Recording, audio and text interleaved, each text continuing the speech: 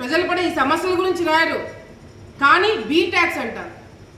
మీ J tax లాగా be tax collect చేసే సంస్కృతికి మాకు లేదు. ప్రజలు మమ్మల్ని ప్రశ్నిస్తారని భయం మాకుంది. అంత ధైర్యం మేము చేయలేము. ఈరోజు నేను ఇప్పటికిప్పుడు పోదాం. ఎవరైతే ఇల్లీగల్గా కన్స్ట్రక్షన్ చేశారో అహోబిలంలో అన్ని కూల్చేద్దాం. నేను రెడీ. ఇప్పటికిప్పుడు పోదాం. వస్తారా సాక్షి వాళ్ళు? వస్తారా వైసీపీ వాళ్ళు?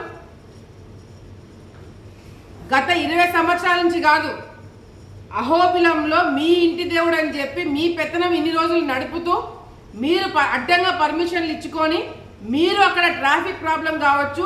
ఇప్పుడు ఈ 100కి పైన మీరు లాడ్జ్లు అన్నారు కదా, 100కి పైన సత్రాలు అంటున్నారు కదా, ఏ ఒక్క సత్రం కూడా ఫైర్ పర్మిషన్స్ లేవు.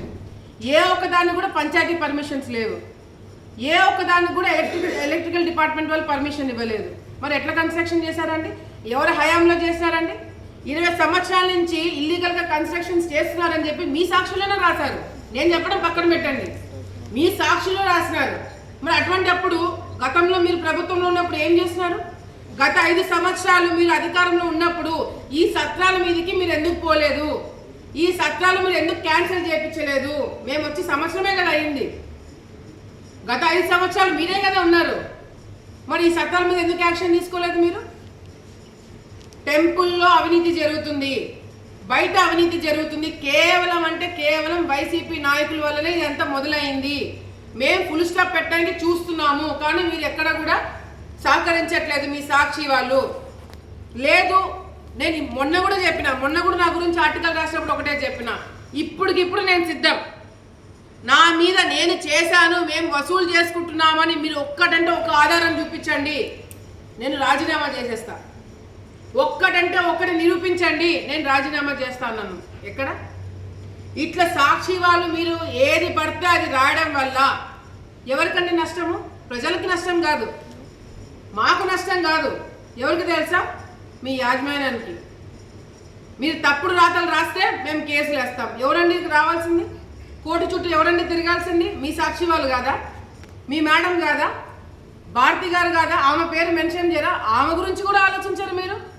నాకు తెలిసి ఎవరైతే ఈ రిపోర్ట్ రాశారో, ఎవరైతే ఈ ఆర్టికల్ రాశారో పాపం మర్చిపోయినట్టున్నాడు. ఈ ఆర్టికల్ రాసినట్టు, ఇది రాశారని మర్చిపోయి ఇది రాసినట్టున్నారు. లేకపోతే ఏ ఇల్లీగల్ కన్స్ట్రక్షన్స్ చేస్తున్నారని చెప్పి రాసిన వ్యక్తి ఆ ఇల్లీగల్ కన్స్ట్రక్షన్స్ వెనకేసుకుంటూ మళ్ళీ ఇంకొక ఆర్టికల్ ఎట్లా రాస్తున్నాడు? ఇది మీ జర్నలిస్టులకే వదిలేస్తాను నేను. ఈరోజు ప్రెస్ ఫ్రీడమ్ డేనా? ఈరోజు ప్రెస్ ఫ్రీడమ్ డే. ప్రెస్కి అంతో కొంత రెస్పాన్సిబిలిటీ ఉండాలి కదండి. ఎవరి కోసం రాస్తున్నారండి? దీనివల్ల మీరు ఆ చికెన్ దాని గురించి రాస్తున్నారు. ఏ ఆలగడ్డలో ఓట్లు వేసే వాళ్ళకి తెలీదా? ఆలగడ్డలో చికెన్ కొనే వాళ్ళకి తెలీదా రేటు తగ్గిందా పెరిగిందా అనేది?